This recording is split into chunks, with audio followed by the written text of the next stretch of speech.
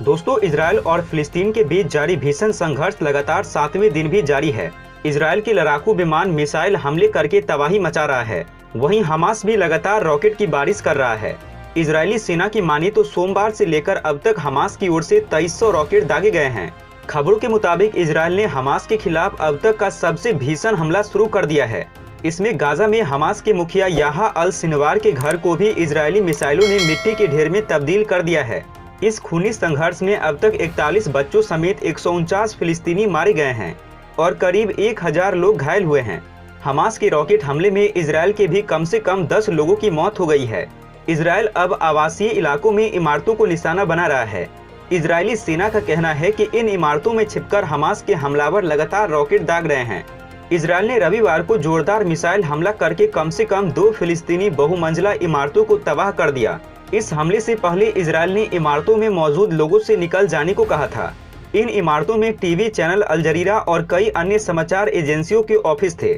Gaza में Hamas के मुखिया याह्या अल सिनवार के घर को भी इजरायली मिसाइलों ने निशाना बनाया है।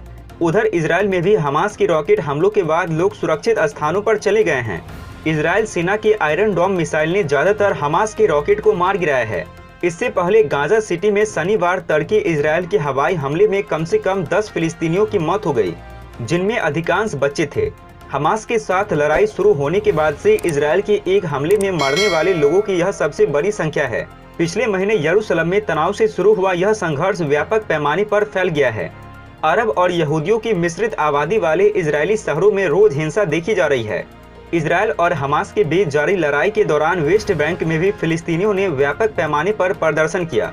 सैकड़ों प्रदर्शनकारियों ने कई शहरों में इजरायली सेना के साथ झड़प की। इस दौरान इजरायली सेना की कार्रवाई में कम से कम 11 लोग मारे गए हैं। वहीं बीबीसी के यरूशलेम ब्यूरो ने बताया है कि गाजा में मौजूद बीबीसी का दफ्तर इस इमारत में नहीं था। वहीं संयुक्त राष्ट्र मानवाधिकार आयुक्त ने इजरायल सुरक्षा बलों और फिलिस्तीनी सशस्त्र समूहों को चेतावनी दी है। घनी आबादी वाले इलाके पर रॉकेट हमले और साथ ही प्रदर्शनकारियों पर हथियारों का इस्तेमाल अपराधों की श्रेणी में आता है और इससे इजरायल अपने ही पैर पर कुल्हाड़ी मार रहा है।